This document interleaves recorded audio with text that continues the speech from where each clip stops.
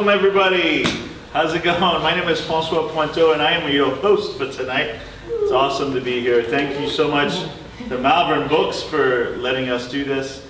I do this every fourth Tuesday of the month. It's called Malvern Multiverse. We're not doing it in December because it falls the Tuesday right after Christmas. We figured we'd really not be able to get anybody in here. So we'll be back in January where typewriter rodeo poets will be in the house doing all kinds of impromptu poetry and talking about it. But for tonight, we've got two great poets, Andrea Eames, did I say that correctly? And W.K. Stratton. Do you go by W.K. or Kip? Which one's best? Kip is great. Kip Stratton. And they're two incredibly different poets, so I can't wait to hear them both. And what we'll do is we'll do 15 minutes with each poet, and then we'll bring some chairs and sit down, and hopefully all of you will come and sit closer, Tom, the world poet, and join us in this discussion that we'll have together. So we're going to start with Kip. Kip, would you like to join us?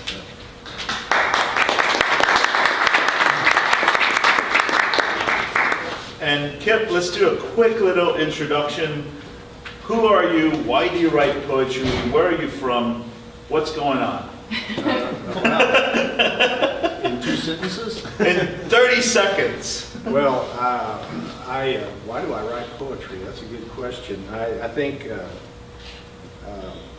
of the great poets of old described this as it's sort of like an oyster making a pearl.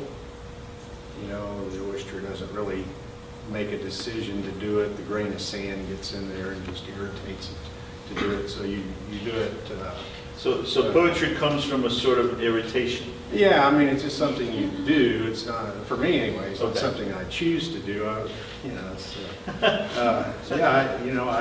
write poetry. That's something you want to tell everybody, you know, especially if you're in a cowboy bar somewhere. But yeah, I mean, it's something I just have to do, and it's the first kind of writing I ever did. I started writing poetry when I was in high school. And then in college, I had some remarkable experiences that I didn't realize were remarkable at the time. I had the opportunity to take seminars and workshops under James Dickey, William Stafford, who became a good friend of mine after that, Donald Hall, N. Scott Momaday, and people like that. And at the time I was like, well, I'll go see what these old guys are doing. But then I realized later, these were some pretty talented, influential people, and it was pretty fortunate for me to do that, especially in central Oklahoma, of all places. Is that where you're from? Where I was born and grew up, although I've lived most of my life in Central Texas. I've always had kind of this in and out thing going on here. So you're working on, you were just now telling me you're working on basically the great book. Yeah, it's of your life. I've done these 2 books of poetry, and I have this vision of doing the 3rd one's underway, but actually they're all going to be part of a 5-part book.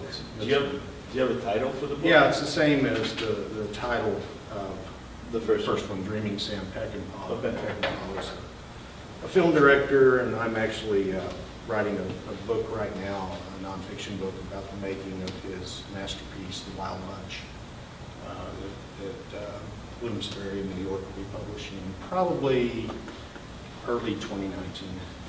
All right. So, Well, Kip Stratton. okay, thank you.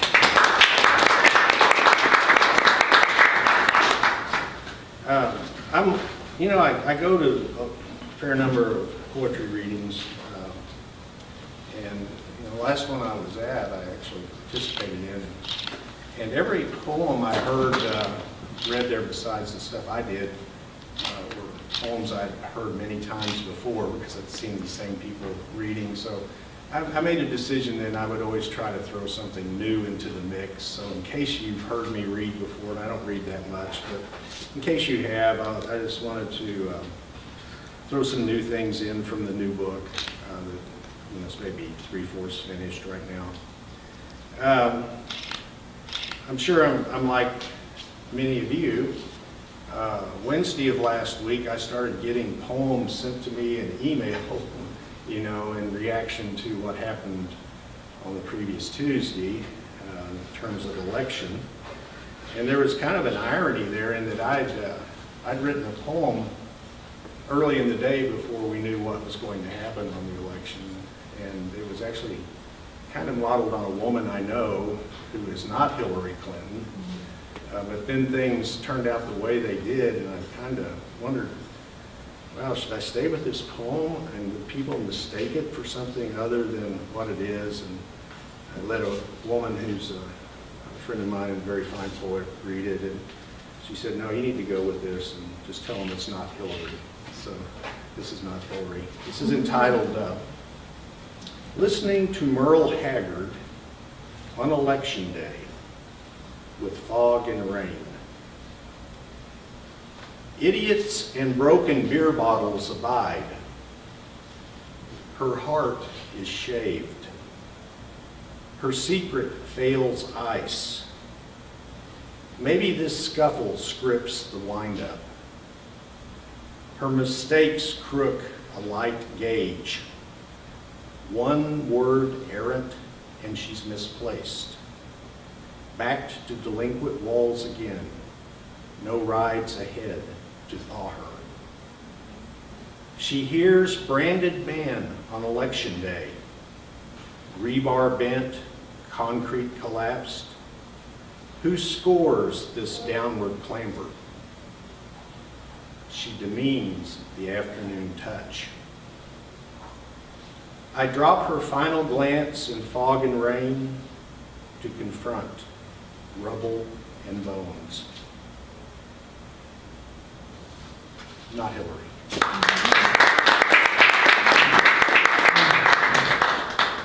This new book will have several listening poems in it. One I wrote, I'll read next, is called Listening to Intocable in Wichita Falls. And Intocable is this Grupo Intocable, do you know them? It's a Norteño band.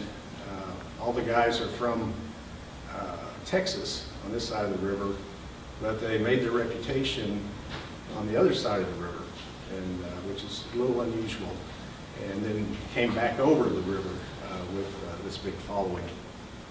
So they're a huge Norteño band right now. This dead dusk withholds lightning and wind. You witness Air Force contrails and fold loss. You have no idea where you are. You are every place that gave you breath. On the wayside, you spy MB Corral. You flip cards attempting to decide, did Tommy X. Hancock fiddle there? No matter, it's chained now. Still lost, you roll past reconstructed falls. Today's show, Chamber of Commerce glee. On to Kemp Avenue and the Church of Christ. 2 Baptist tabernacles and a mini golf. Best fast food in North Texas. Discount dress outlet. Blank bank tower. 49 minutes to Geronimo's grave. It's true, it's only 49 minutes to where Geronimo's buried. You troll among diesel pickups driven by broken roughnecks and bat an ending of your own. 3 jets more and you hanker sound. Grupo Intocable lights the mislaid sunset. Zapata is a slide of 561 miles, yet you inhale Falcon Reservoir. You blossom Ricky Munoz's accordion. You become a bleached resistol, Wranglers and lizard boots and dance a step you never owned.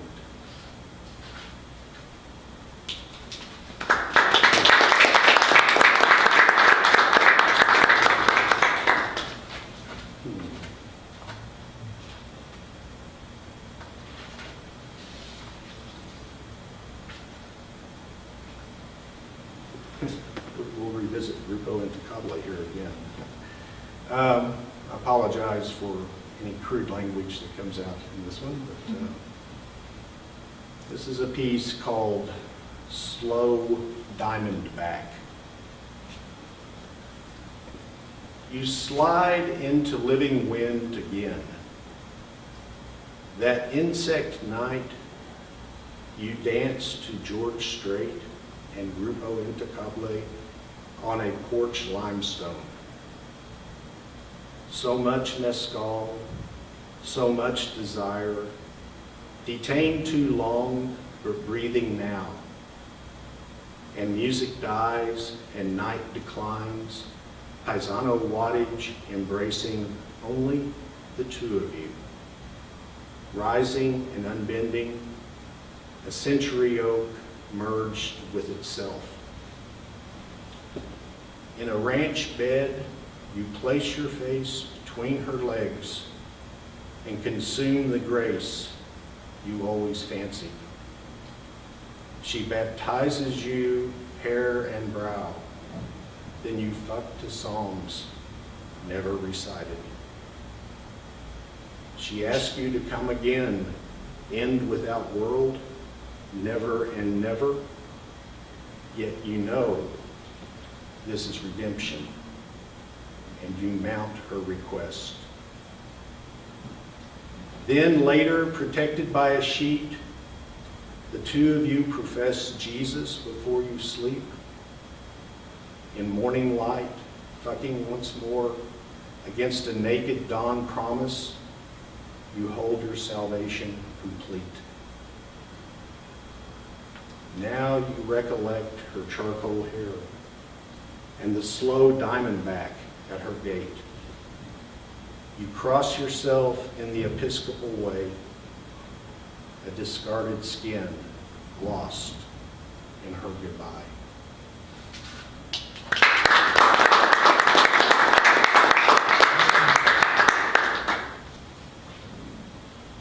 How's time? You're fine. Good. Okay. Here's the last poem of the new book. Written about a year ago. It's entitled December in Southern California. Morning bled out in San Bernardino. Slain slayers in a prophet's name. World without end in body armor. Later you plow Los Angeles midnight clouds, riding the 10 to the 110, wobbling like a GMC pickup transmission from 40 years past. 2 martinis and wine, exhausted wind. Buildings like gone volcanoes drink your guts, no moods left, propelling you to blackness perpetual.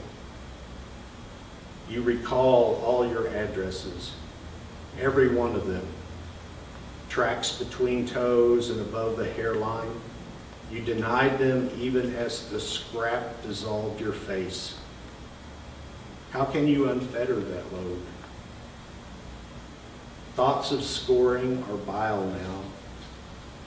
You have been reclaimed, at least in part, yet sweat drops your face at Chavez Ravine. You crave a dry San Gabriel cavern. It will be weeks before you grasp even this dream is crystalline fraud. You know his bones molder in these valleys. Colorado State Pen, 18456. Source of all lost reckoning, deposited free in California. Your grandfather, heroin sire in braces and bow tie, Presbyterian fraud, Republican angle forger, hard-on drunk, lover of Denver storms, yet he drowned in dementia spit, Wadsworth Hospital, Sawtell, West LA. Bones gritting deeper. She speaks to you now. Her words are moans. You own her tears. How can you breathe?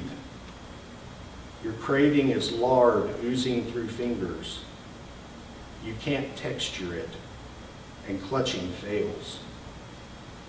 You nail your face, you fence your legs, but nothing retains. The road map reveal is mammoth and complex. You have leagues to rumble. Linda Vista in rain shadows, sandbag crews totaling, oh come ye, hark ye, lights, nutcrackers tall as Lakers, guard porch and door, the Rose Bowl, a neon nest at mountain's foot, welcomed lung failure. You paint her loss over Pasadena sidewalks as cart people dissolve in your forfeit. You will align nocturne, knifing your valor in car lights, while San Bernardino hemorrhage hardens in desert gentled gust. You abide no holy wars or addiction, yet you disavowed your full mirror. God, ain't you something, cowboy? You should have shrouded it all along. You want her, pores on pores, time endless, but tonight in this easy topography, you hail only yourself at last. You do not slay in San Bernardino, but you're infested with ruin and rot. Your grandfather destroyed more. God rest you merrily. These things you know. It is chemistry and gray matter. It is inward bent shadow. It is knee failure and vomit. It is default and repossession. It is fish scales and monkey feet. It is fabrication and stacked glasses. It is words not uttered. It is too many words. It is genes. It is forecast. It is a room of your own crafting. A dark parking garage ahead. There lie your dropped coins and shrink-wrapped terror. But she will rescue you from dread. Yes, she will abide there in the one sun-warmed shaft, with smiles and eye glow, despite all bloodletting in San Bernardino, in this cosmos in your soul. Don't effect explanation.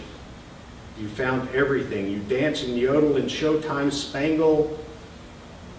No, of course not. She is your dread. You find nothing there. Her paint-spatter eyes profess diseased hoaxes. No needles or rails today. You only dine at a deceased cafe. Her lips drip your marrow. Her phrase is a hollow carton. As she speaks, you photograph the bodies of San Bernardino in skull reflection. Go west, young woman. Go west, young man. Is that their welcoming? Return and exhume then, grandfather bones, for the long train home. In the end, we river gathered 20 feet deep in sludge, shuttered by Ohio River iron. All LA glitter shot asunder. My name is Stratton. I am an addict. Forever and amen.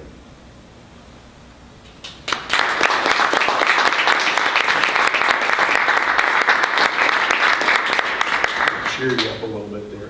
What are we doing on time? You want to do one more, a short one? Short one. Cool. Short one.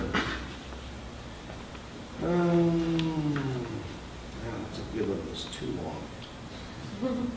All right. I'll do this one. We had a lot of people died this year. And one was a guy who, when I was like in junior high, was my hero, Leon Russell. And I'd actually written, no one hurried him back then. No one heard him speak a word. No one knew the fount of those Baptist chords. He limps across the room. We eye each step slide. He twists on the bench. He works his thumbs like puppets. Leon, drills the voice, shielded by 4-inch glass. Leon, let's be on time for future sessions. He fingers the knobs as if they connect every lost California picture card to dead Tulsa sleet storms. The fall board descends with octave master digits, and he is on his virus hobble back out, past us, the 6 dozen watching, never saying anything as he hitches his way into the cymbal crash of LA afternoon traffic.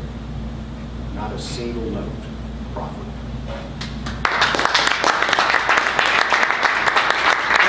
Based on a true story, Leon showed up late and Phil Spector told him not to be late anymore, and the cover guy walked out. Thank you. Kip Stratton.